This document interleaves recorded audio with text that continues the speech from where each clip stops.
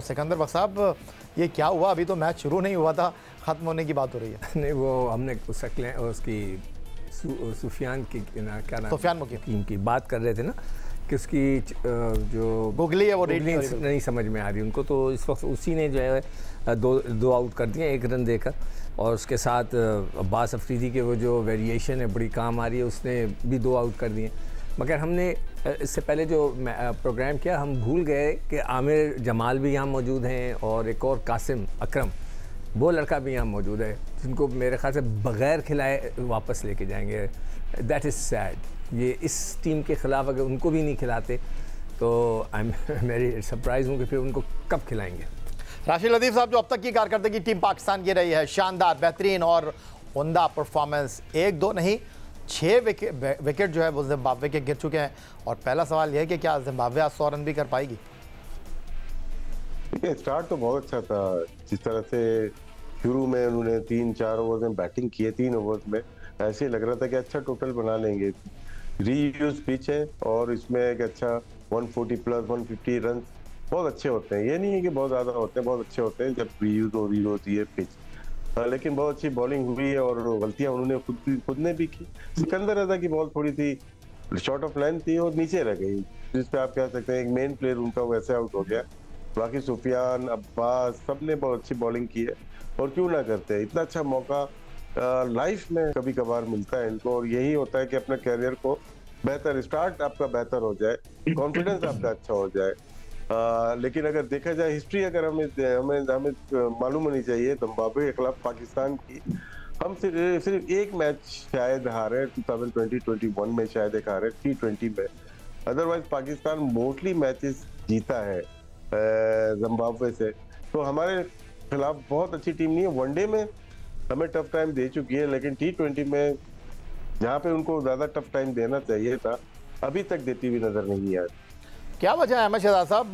बिल्कुल चारों खाने चित हो गई है जिम्बाब्वे की टीम, और T20 में लग ऐसा रहा था कि आपको वो टफ टाइम देंगे। याद अगर आपको हो 2022 ऑप्टस क्रिकेट स्टेडियम पर्थ, जहां बाबर आजम की क़यादत में हमको वर्ल्ड T20 के मैच में जिम्बाब्वे के हाथों नाकामी का सामना करना पड़ा था।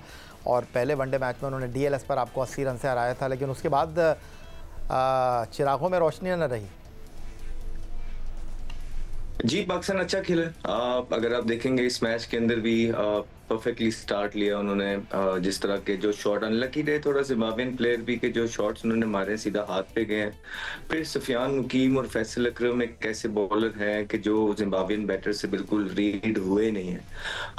सुफियान मुकीम बड़ी जबरदस्त बॉलिंग, अभी तक 2 विकेट यहाँ पे ले चुके हैं, उनकी गुगली भी रीड नहीं हो रही है।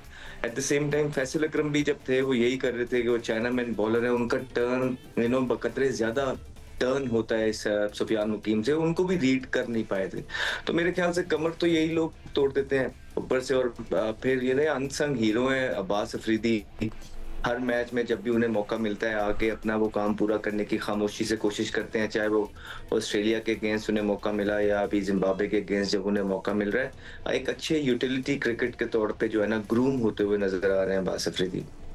आज आपने बॉलिंग सिकंदर जांदाद खान और अबरार के साथ शुरू की। 2 ओवर में 16 रन दिए और 1 ओवर में 11 रन दिए जांदाद खान ने। और उसके बाद जैसी इंडक्शन हुआ सुफियान मुकीम का, और फिर उसके बाद बड़ी शानदार बॉलिंग का मुजाहरा किया है अब्बास आफरीदी ने। पिच जो है स्लोअर साइड पर भी है, जैसे वो सिकंदर रजा का जिक्र हो रहा है ना कि गेंद थोड़ा सा नीचे रह गया, वो ऐसे ही बैठे हुए थे तो उससे लग रहा था कि वो बहुत डिसअपॉइंटेड हैं कि गेंद नीचे रह गया।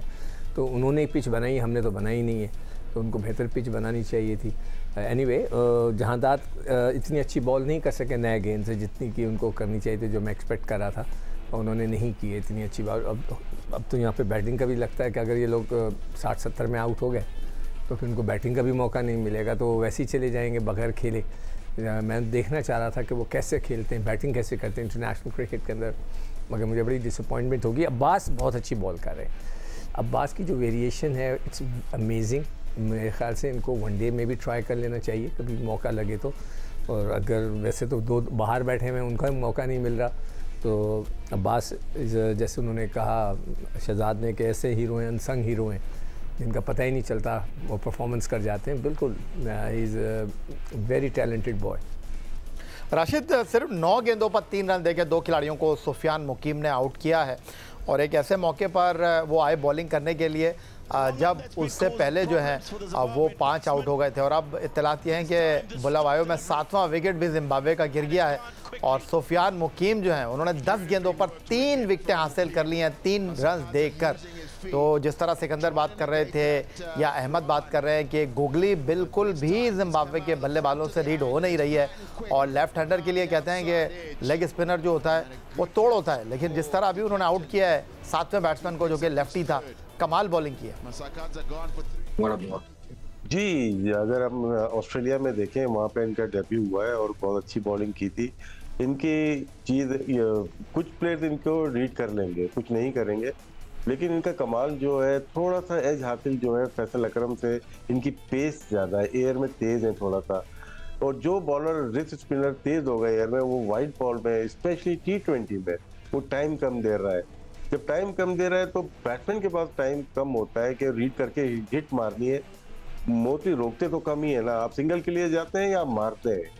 तो इसीलिए वर्ल्ड क्रिकेट में टॉप 10 में 6 से 7 रिस्ट स्पिनर होते हैं, टॉप 10 में होते हैं। तो ये अच्छा है। ये सिर्फ जिम्बाब्वे के खिलाफ नहीं, मुझे ऐसा लगता है ये वेरी गुड फाइंड है पाकिस्तान के लिए, सिर्फ जिम्बाब्वे के खिलाफ नहीं, ये हर कंट्री के खिलाफ, क्योंकि आप बहुत रेयर खेलते हो लाइफ में left arm Orthodox wrist spinner खेलते हैं जिनको रीड करना थोड़ा सा मैं अपने विकेट कीपिंग के लिहाज से बताऊं थोड़ा सा मुश्किल हो जाता है। जब विकेट कीपर दूर खड़ा हुआ है 5 फीट या 4 फीट दूर खड़ा हुआ है तो उसको मुश्किल हो रही है, तो बैट्समैन थोड़ा सा और आगे है तो उसको और ज्यादा कम नजर आती है रीड करते हुए। फ्लिपर एंड बुगली रॉन्ग वन, तो ये इनकी इफेक्टिव एयर में तेज है जिसकी वजह से बहुत ज्यादा कामयाबी मिल रही है इनको। Abbas day by day improve कर रहे हैं, टीम जो भी हो, लेकिन उनकी वेरिएशन, उनका बाउंसर, उनकी पेस, उनकी स्लो वन, उनकी नकल बॉल, उनका बैक ऑफ द हैंड, तो बहुत महारत हासिल होती जा रही है। That's wonderful. अहमद, एक बैट्समैन की हैसियत से आप किस तरह डिस्क्राइब करेंगे सुफियान मुकीम को? राशिद लतीफ़ साहब ने एक विकेट कीपर की हैसियत से तज़िया दिया, विकेटों के पीछे जिस तरह खड़े होते थे। और अहमद, 8वां खिलाड़ी भी आउट हो गया है। सुफियान मुकीम ने अपने दूसरे ओवर में 4थी विकेट हासिल कर ली है और सुफियान मुकीम तो इस वक्त अनप्लेएबल हो गए हैं जिम्बाब्वे के बैट्समैनों के लिए और 52 रन पर जिम्बाब्वे के 8 खिलाड़ी पवेलियन लौट चुके हैं। जी बिल्कुल, इतना ही टीम है उनकी जिम्बाब्वे की और यही परफॉर्मेंसेस आप पाकिस्तान जैसी टीम के यंगस्टर्स से भी एक्सपेक्ट करते हैं कि वो जिम्बाब्वे के अगेंस्ट जब मैच खेलेंगे तो कुछ इसी तरह की परफॉर्मेंस देंगे मोर ऑफन देन नॉट। मुझे तो अभी भी यकीन नहीं आ रहा कि वनडे में पाकिस्तान किस तरह एक वनडे भी इनसे हार गया इस टीम से, क्योंकि ये वो टीम है ही नहीं जिम्बाब्वे की जो जिम्बाब्वे के पीछे नाम होते थे। इस टीम के अंदर सिर्फ एक मजहर रबानी है और एक सिकंदर रजा है। 2 प्लेयरों पे आप जो है ना मैचेस नहीं जीतते हैं और इनके अंदर कोई है नहीं।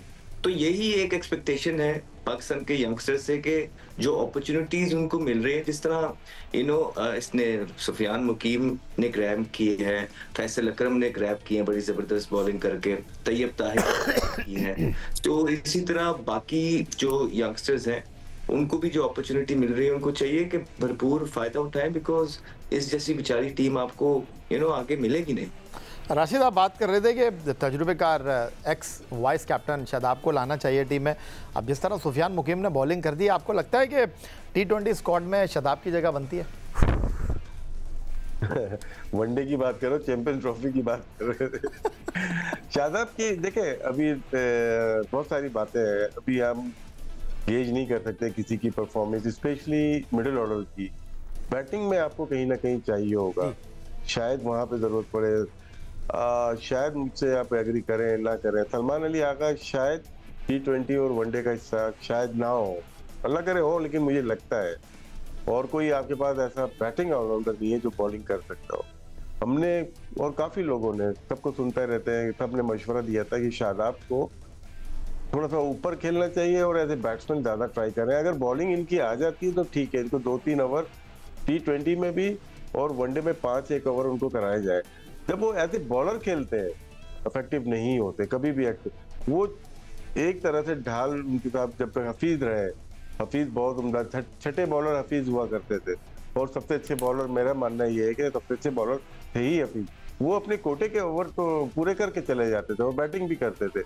इसी तरह से जब उनके जाने के बाद वैक्यूम आ गया स्पिनर बैटिंग ऑलराउंडर का, जो कि शादाब फिल कर सकते थे, लेकिन उनको इतना ज्यादा भरोसा दे दिया कि उनकी बॉलिंग का, आप वनडे में उनका रिकॉर्ड उठा के देखें, बहुत अच्छा नहीं है।